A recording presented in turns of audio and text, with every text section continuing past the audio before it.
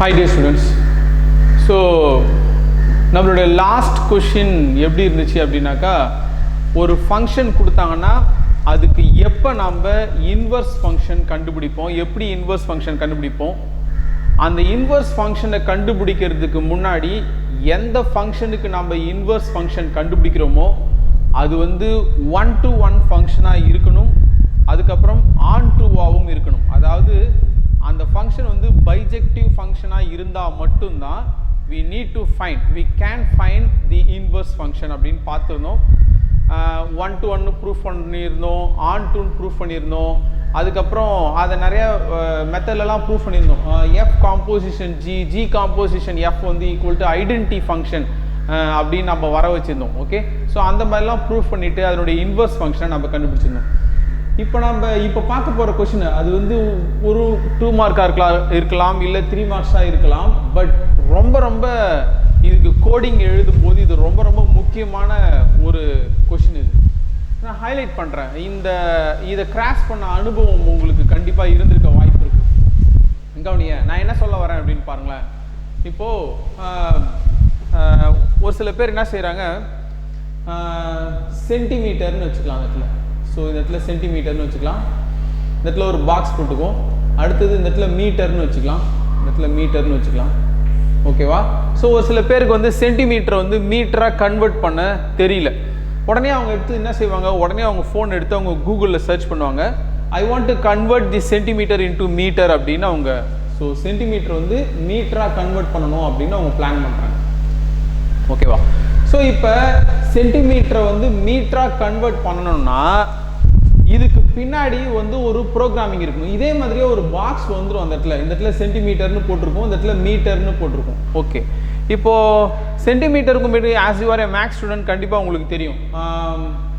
Centimetre வந்து மீட்டராக convert பண்ணணும். என்ன செய்யலாம் கவனி, நான் எழுதுறேன் பாரு. 100 சென்டிமீட்டர் சேர்ந்தது 1 மீட்டர். கரெக்டுங்களா? 100 சென்டிமீட்டர் சேர்ந்தது 1 மீட்டர். அப்போது 200 சென்டிமீட்டர் சேர்ந்தா 200 சென்டிமீட்டராக இருந்ததுன்னா அது வந்து 2 மீட்டர். இப்போ என்ன நடந்திருக்குது இந்த இடத்துல அப்படின்னா, நான் சொல்கிறேன் கவனிங்க. இதை 100ஆல் டிவைட் பண்ணால் 1 வந்துடும். நீங்கள் என்ன வேல்யூ சென்டிமீட்டரில் கொடுக்குறீங்களோ, அதை நீங்கள் 100ஆல் டிவைட் பண்ணணும். அப்போது இதையும் 100ஆல் டிவைட் பண்ணிங்கன்னா you will get that 2 meter, right? So if it is 500 centimeter, okay, ஒரு இடத்த மெஷர் பண்ணுறீங்க, அங்கே 500 சென்டிமீட்டர்னு வருது, அது கண்டிப்பாக என்ன ஆகிட போகுது, 5 மீட்டர் ஆகிட போகுது. ஸோ இப்போது இதை கம்ப்யூட்டருக்கு புரிகிற மாதிரி ஒரு கோடிங் எழுதணும் அப்படின்னா அந்த இடத்துல நம்ம ஒரு ஃபங்க்ஷனை எழுதணும். என்ன ஃபங்க்ஷனை எழுதணும் அப்படின்னா, நீங்கள் என்ன எக்ஸ் வேல்யூவை கொடுக்குறீங்களோ அந்த எக்ஸ் வேல்யூவை 100ஆல் டிவைட் பண்ணணும். 100ஆல் டிவைட் பண்ணினா you get this metre, right? அப்போனா இந்த இடத்துல நான் என்ன ஃபங்க்ஷன் கொடுக்க போகிறேன் அப்படின்னா, y is equal to 100 divided by x. y is equal to 100 divided by x. ஓகேவா? சரி, x divided by 100, sorry, x divided by 100. Okay, x divided by 100. y is equal to x divided by 100. So this is the function that system will use to convert this centimeter into meter. அப்போ நீங்கள் என்ன வேல்யூனாலும் நீங்கள் இதில் கொடுப்பீங்க, என்ன measure பண்ணாலும். அப்போ நீங்கள் என்ன செஞ்சிருவீங்க, இந்த இடத்துல 115 கொடுத்த உடனே இந்த இடத்துல 1.5 அப்படின்னு ஆன்சர் வர ஆரம்பிச்சிடும். Okay, yes. இப்போது இது எப்படி இருந்தாலும், ஸோ இந்த ஃபங்க்ஷனை நம்ம என்ன செஞ்சிடலாம், எஃப் ஆஃப் எக்ஸ் அப்படின்னு பேர் கொடுத்துக்கலாம். ஆக்சுவலாக இது y equal to x by 100 அப்படிங்கிறது எனக்கு தெரிஞ்சோ இல்லையோ அது வந்து ஒரு ஸ்ட்ரெயிட் லைன். எந்த ஒரு ஈக்குவேஷன் வந்து y equal to mx plus c அப்படிங்கிற ஃபார்மில் இருக்கோ இதை வந்து நம்ம என்னன்னு சொல்லலாம், லீனியர் ஈக்குவேஷன் சொல்லலாம். இது 1-to-1 ஃபங்க்ஷன், இது ஆன்-டு ஃபங்க்ஷன். கண்டிப்பாக இதுக்கு இன்வர்ஸ் ஃபங்க்ஷன் கண்டுபிடிக்கலாம். இப்போது உடனே யாரோ ஒரு சில பேர் என்ன செய்ய போகிறாங்க, நான் இப்போ மீட்டரை கொடுக்க போகிறேன், மீட்டர் வந்து சென்டிமீட்டராக மாறணும். So this is the inverse function, right? So this is the inverse function. நான் இப்போ மீட்டர் கொடுக்கணும், மீட்டர் கொடுத்தா அது சென்டிமீட்டராக மாறணும். அப்போது நாம் என்ன செய்யணும் அப்படின்னா, இந்த ஃபங்க்ஷனுக்கு இன்வர்ஸ் ஃபங்க்ஷனை கண்டுபிடிக்க தெரியணும். அப்போ அதுக்கு எப்படி இன்வர்ஸ் ஃபங்க்ஷனை கண்டுபிடிக்கலாம்? ஸோ பாருங்கள், y is equal to x divided by 100. This is the function used to convert the centimeter into meter. But நான் இப்போ வேற ஒரு ஃபங்க்ஷன் கண்டுபிடிக்க போகிறேன். அந்த ஃபங்க்ஷன் வந்து மீட்டரை சென்டிமீட்டராக மாற்ற போகுது. ஓகே, ஸோ இதுக்கு இன்வர்ஸ் ஃபங்க்ஷனை கண்டுபிடிக்க போகிறேன். அப்போ என்ன செய்யணும், அதுக்கு நான் என்ன டெக்னிக் சொல்லியிருந்தேன், இந்த ஈக்குவேஷன்லேருந்து just you find out the value of X, எக்ஸோடைய வேல்யூவை கண்டுபிடிங்க. How will you find the value of x here? And you cross multiply this 100, then you will be getting this 100y is equal to x. Am I right? இப்போ இதுக்கு பேர் நீங்க என்ன செஞ்சீங்கன்னா f inverse of y, x க்கு வந்து f inverse of y அப்படினு பேர் கொடுத்துருங்க. இப்போ நான் இது திரும்ப இப்படி எழுதுறேன், f inverse of y is equal to 100y. Can you get me? From this equation என்ன ஃபங்க்ஷனை use பண்ணீங்கனோ you just find out the value of x. கண்டுபிடிச்ச உடனே இந்த ஃபங்க்ஷனுக்கு நீங்க என்ன செஞ்சீங்கன்னாக்கா f inverse of y, ஏனா ஈக்குவேஷன் ஃபுல்லா y ல இருந்துச்சு இல்லீங்களா, அதனால g of y அப்படினு நீங்க நேம் கொடுக்கலாம். ஆனா நான் பர்பஸா f inverse னு பேர் கொடுக்கிறேன். இதுக்கு f இதனுடைய இன்வர்ஸ் ஃபங்க்ஷன்ன்றதால நான் இதுக்கு f inverse அப்படினு நேம் கொடுத்துறேன். So f inverse of y is equal to 100y. அதுக்கு அப்புறம் இது எல்லாத்தையும் x ல மாத்திக்கோங்க. f inverse of x is equal to 100x. So this function has to be used. So this is the f inverse of x is equal to 100x. This function has to be used to make the meter into centimeter, to convert the meter into centimeter. நீங்க மொபைல்ல உங்க போன்ல converter அப்படினு ஒரு app ஒன்னு இருக்கும். அந்த converter ஆப்பை டவுன்லோட் பண்ணுங்க. அந்த கன்வர்ட்டர் ஆப் ஃபுல்லாமே எப்படி வர்க் ஆகுதுன்னா இந்த மாதிரியான ஃபங்க்ஷனை யூஸ் பண்ணி தான் வர்க் ஆகுது. இப்படி போனா ஒரு ஃபங்க்ஷன், அதுக்கு அப்புறம் அதனுடைய இன்வர்ஸ் ஃபங்க்ஷன் எப்படி தான் கண்டிக்கணும், அது பெரும்பாலும் மேக்ஸிமம் எல்லாமே வந்து இதுவும் வந்து ஒரு ஸ்ட்ரெயிட் லைனுடைய ஈக்குவேஷன் தான். பாருங்க mx plus c உடைய வேல்யூ வந்து இந்த இடத்துல 0. இந்த இடத்துல பாருங்க x தோர்க்கா m உடைய வேல்யூ வந்து 1/100. you know about this equation because we learned in the analytical geometry of 10th standardல அதுல நம்ம படிச்சிருக்கோம். so this is the inverse function. அப்படினா என்ன அர்த்தம், நீங்க என்ன வேல்யூ கொடுக்குறீங்களோ அது கூட 100 பெருக்குங்க, இது கூட 100 பெருக்குனீங்கன்னா என்ன வந்துரும், you will get that 150. so this is the inverse function. so இப்படி தான் இது வர்க் ஆயிட்டு இருக்கு. ஓகேவா, ஸோ ரொம்ப இன்ட்ரெஸ்டிங்கான விஷயம் தான் இது. சரி, இப்போ இந்த சம்ல நம்ம என்ன தெரிஞ்சுக்க போறோம் கவனிங்க. the formula for converting from Fahrenheit to Celsius. what is Fahrenheit and Celsius? these are the both units we used to measure the temperature. ஒரு இடத்துல வெப்பநிலை எப்படி இருக்குது அப்படிங்கறத கண்டுபிடிக்கிறதுக்காக இதை நம்ம யூஸ் பண்ணுவோம். நம்ம ஹாஸ்பிட்டலுக்கு போன உடனே நம்ம உடம்புல இருக்கிற டெம்பரேச்சரை மெஷர் பண்ணி சொல்லுவாங்கல்ல, 98.7 ஃபாரன்ஹீட் அப்படின்னு சொல்லுவாங்க. அப்போ நம்ம உடம்புடைய டெம்பரேச்சரை அளக்கும் போது இந்த யூனிட்டை யூஸ் பண்ணி தான் சொல்லுவாங்க டாக்டர். 101 டிகிரி செல்சியஸ் இருந்துச்சு என்னுடைய உடம்புனுடைய டெம்பரேச்சர்னு யாருமே சொல்ல மாட்டாங்க, சரிங்களா. ரூமோடைய டெம்பரேச்சரே என்ன இருக்கும், 32 டிகிரி செல்சியஸ் தான் இருக்கும், 32-33 டிகிரி. நம்ம உடம்பு வந்து 100 டிகிரி செல்சியஸ் இருந்ததுன்னா நம்ம எரிஞ்சிடுவோம். ஓகேவா, நம்மளுடைய உடம்பு டெம்பரேச்சர் அப்படி இருக்காது. நம்மளோட டெம்பரேச்சர் வந்து ஃபாரன்ஹீட்ல மெஷர் பண்ணுவாங்க, இது செல்சியஸ். ஃபாரன்ஹீட்ல இருக்கிற டெம்பரேச்சரை செல்சியஸுக்கு மாத்துறதுக்கு இந்த ஃபங்க்ஷனை யூஸ் பண்றாங்க. You listen this function. இந்த ஃபங்க்ஷன் எனக்கு எப்படி இருக்குன்னா, இது வந்து ஒரு லீனியர் ஈக்குவேஷன்.